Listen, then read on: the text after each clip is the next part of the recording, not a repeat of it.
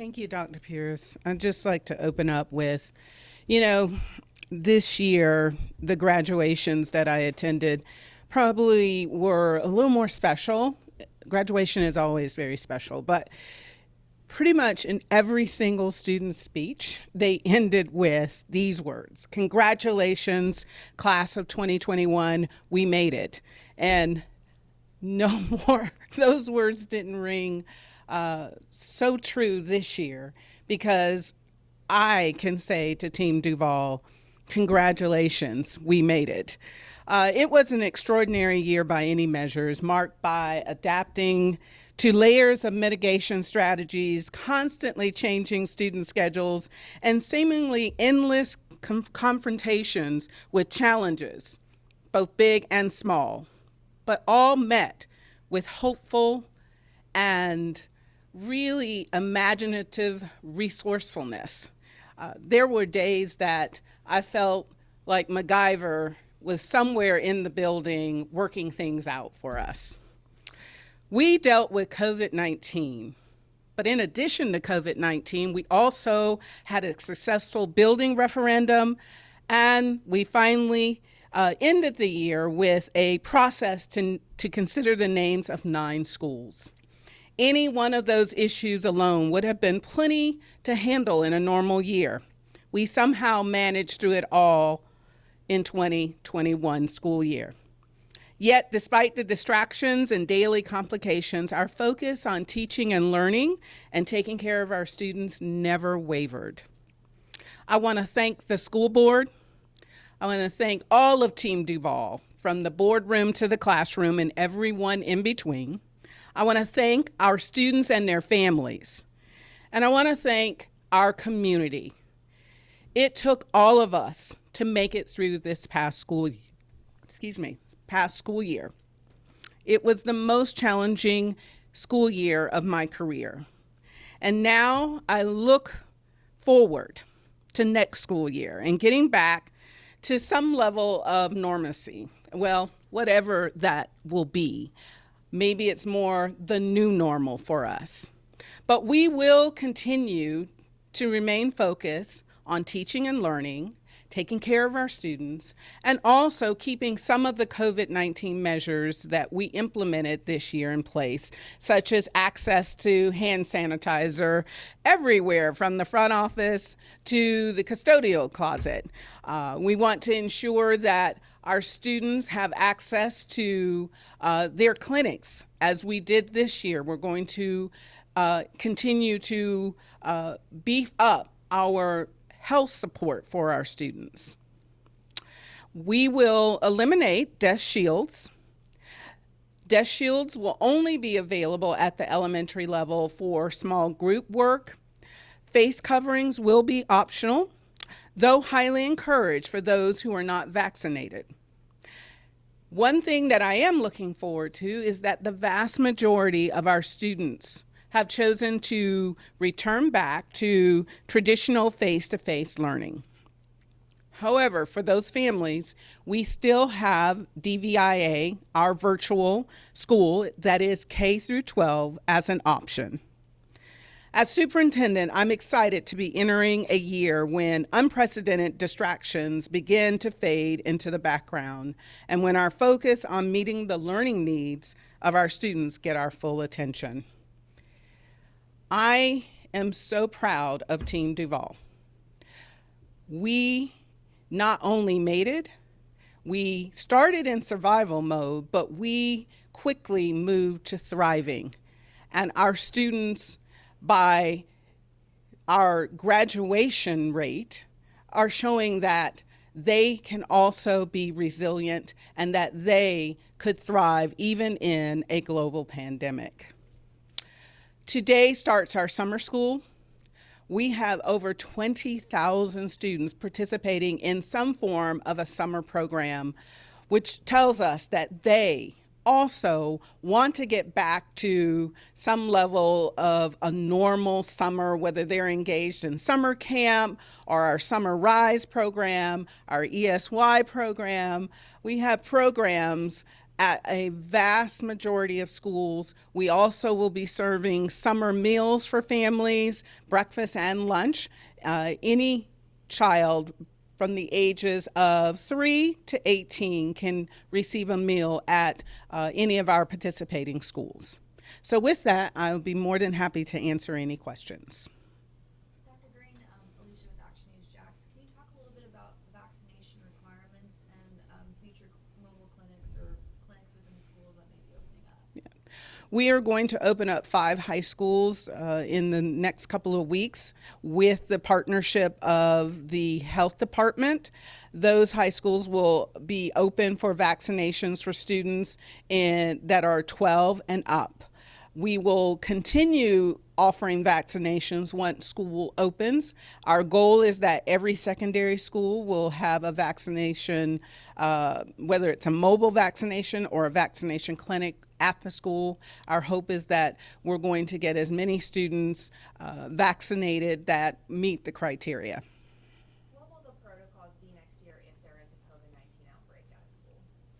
The protocols will be the same. We will not get rid of our matrix, where if we have a case and if it impacts a certain number of students in that classroom, we will still follow those same protocols. We are still in partnership with the Department of Health. The Department of Health is in control of contact tracing, whether students have to quarantine. Those measures will not go away. Is there anything in particular that you all learned from just this whole past year that you're going to be bringing in and being like, this is what we can change, this is what we can do better next year? You know, through Duval Homeroom, we use Microsoft Teams. We have learned so much by utilizing Microsoft Teams. It will continue to thrive in our schools, especially because we are one-to-one at the secondary level. Our goal is to move to one-to-one for elementary, that we can continue utilizing pieces of Duval Homeroom.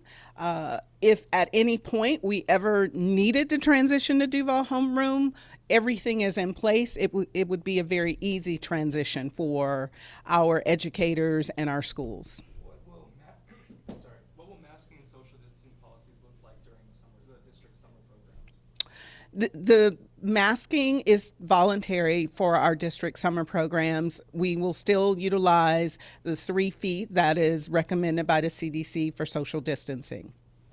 Dr. Green, can you provide an update on hiring Duval Schools police officers, how that's going?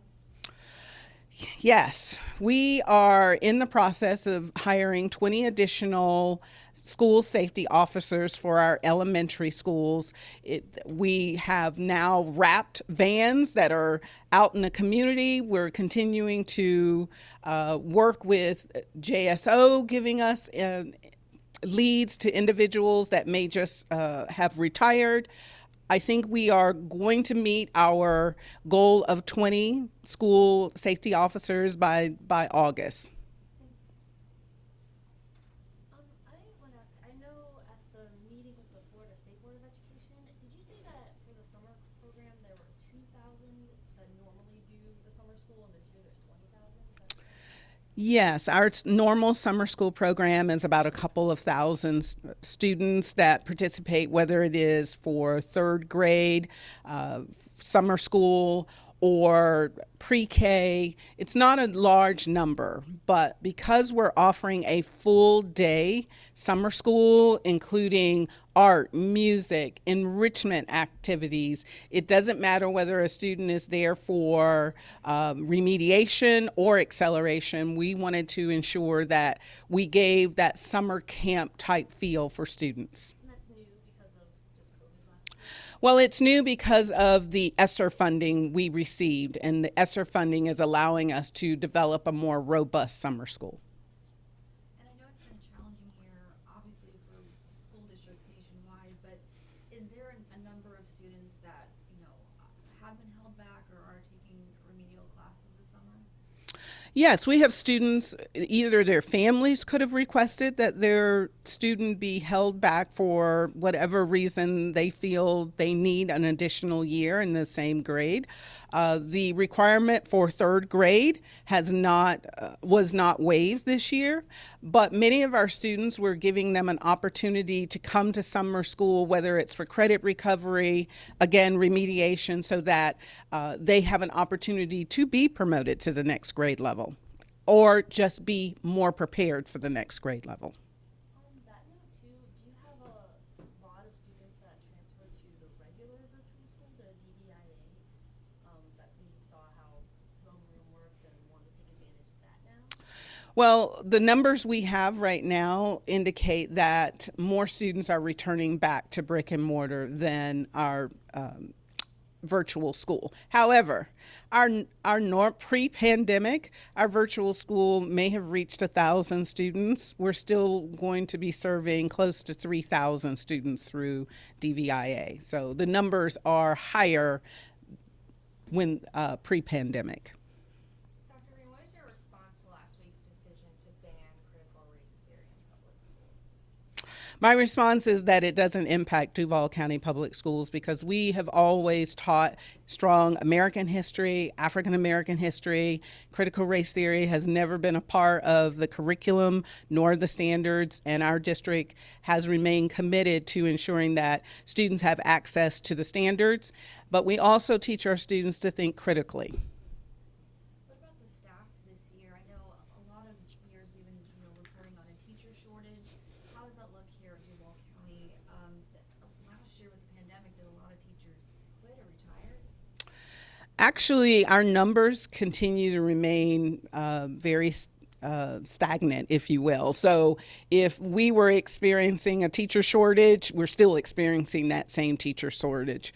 We have about 300 vacancies at this time. That is our sort of normal level of vacancies this time of the school year.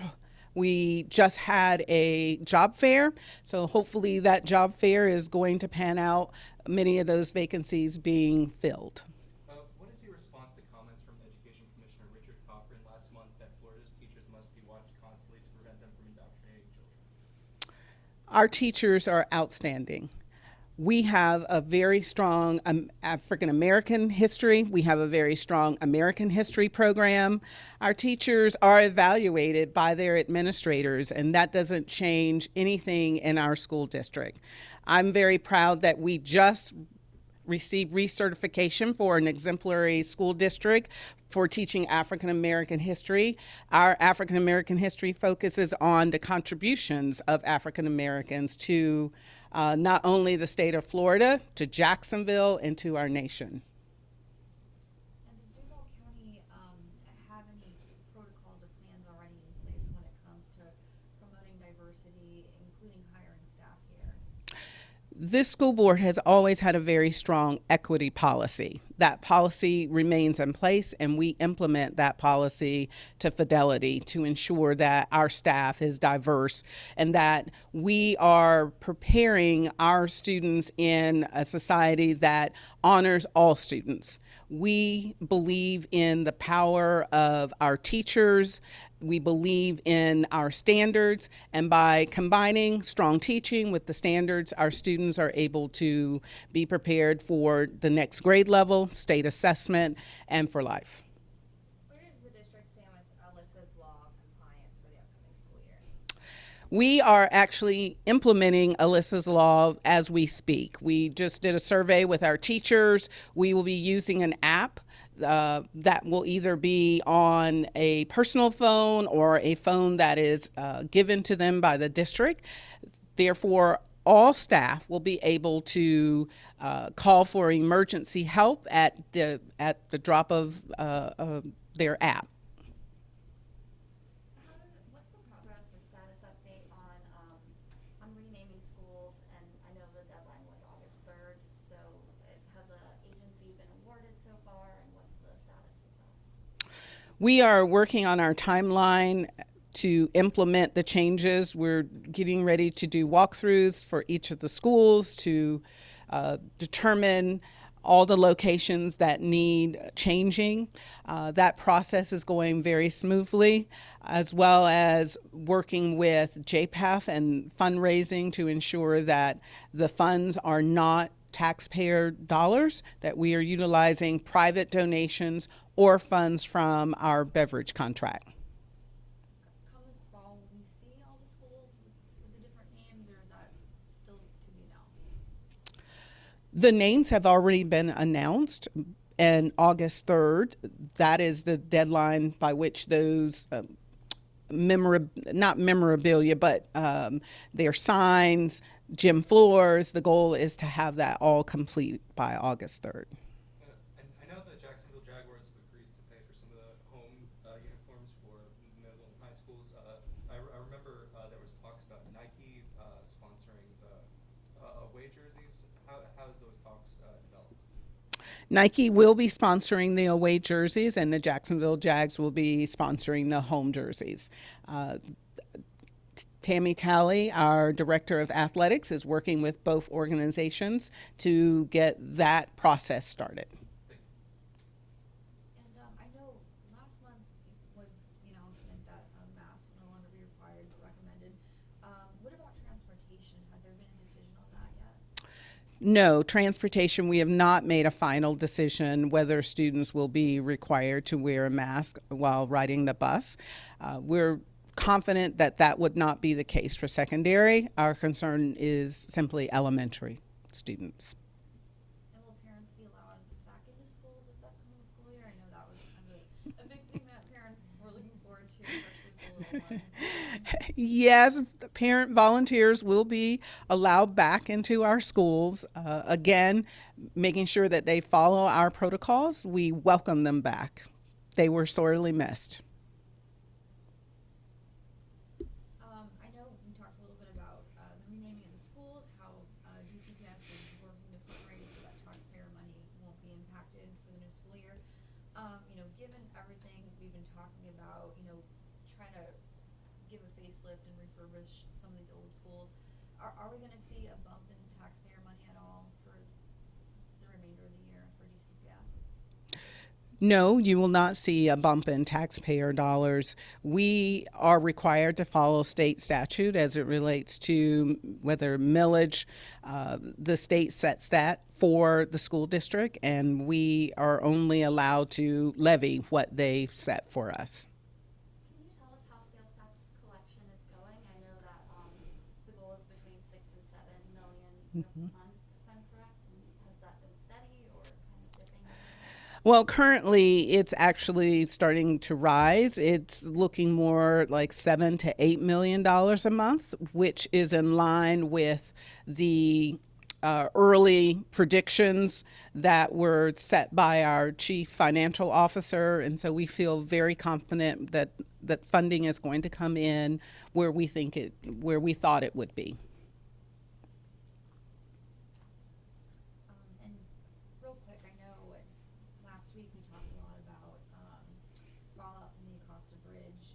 Do you know if DCPS again has any sort of protocols in place or anything, regarding maybe a diversity officer, since there's kind of been a lot of contention during Pride Month?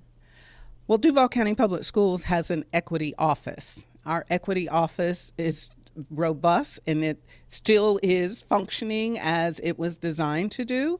Our board has supported equity for all students, ensuring that every student is created as an individual, and it brings a level of importance to not only their school but our community. And I'm very proud of the work that started with this board and now has moved into the district, that we're ensuring that our students know that they can come to school, be safe, and get a great education. And have those 5 high schools been announced yet that'll become vaccination sites? No, the 5 high schools have not been announced. Hopefully that announcement will happen by the end of the week, that we will put out to our community the 5 high schools and the dates that the vaccination centers will open. Is it still too late? Is there still enough time for students that want to continue online learning to sign up for that, or has the deadline passed already? For DVIA, that deadline has not passed. We continue to work with families until the end of the month.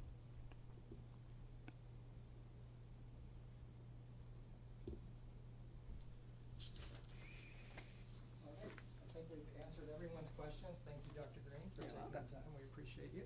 And appreciate you guys coming. And if you have any follow-ups, you all know my email, so just let me